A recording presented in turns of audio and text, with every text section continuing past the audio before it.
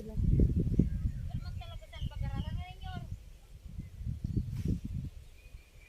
Tayo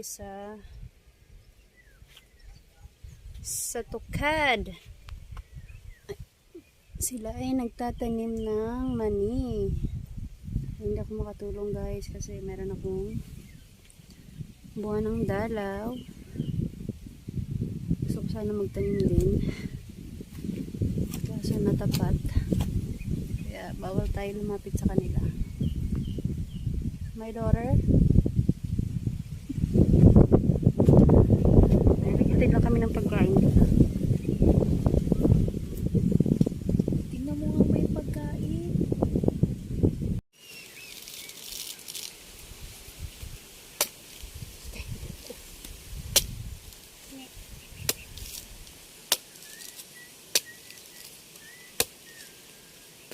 Di ka naman natin yung marunong ma. Salit sa akin. Sabaw.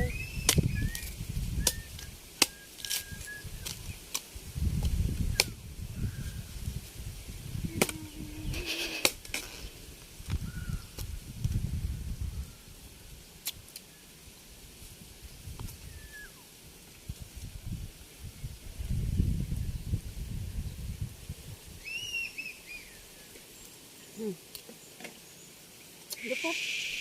Stop mo na. Ayan. Hello guys. Ayan. So, andito ulit tayo sa tukad.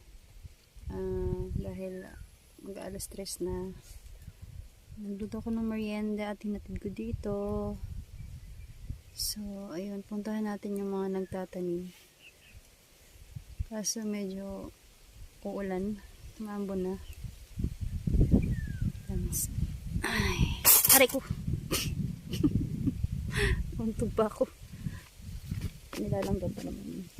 Punta tayo doon. Dito lang tayo doon sa may gilid. Kasi bawal ako doon sa may mga nataniman.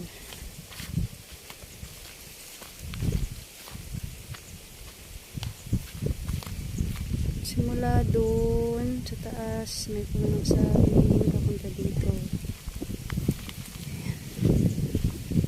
Ayan. Tinaniman nila.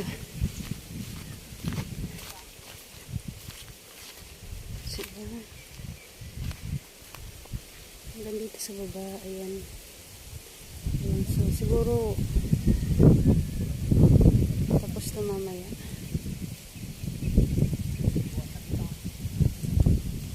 Ayan sila, nandito sila sa gilid, nasa side na lang sila. So sana matapos ito ngayong araw. Ayan sila. Ayan, nag-aararo, naglinya.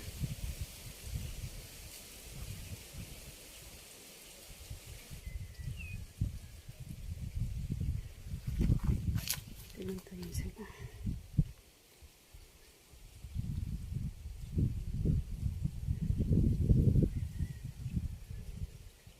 Hindi kasi ako pwede pumunta doon kaya yan, hanggang dito lang tayo guys, balik na tayo doon.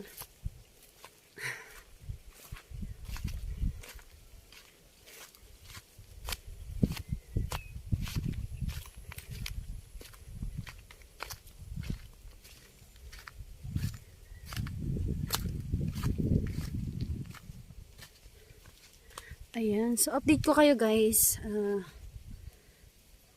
3 months daw. After 3 months. Ayan. Pwede na tayo mag-harvest ng mani. Ayan. Ayan, bye guys.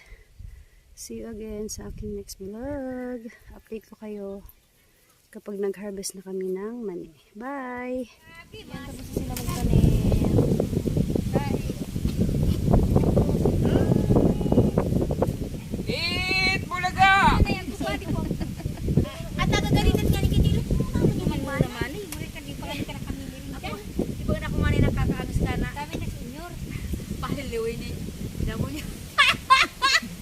Yung talaga ako ang aso, talagang ginigit ako.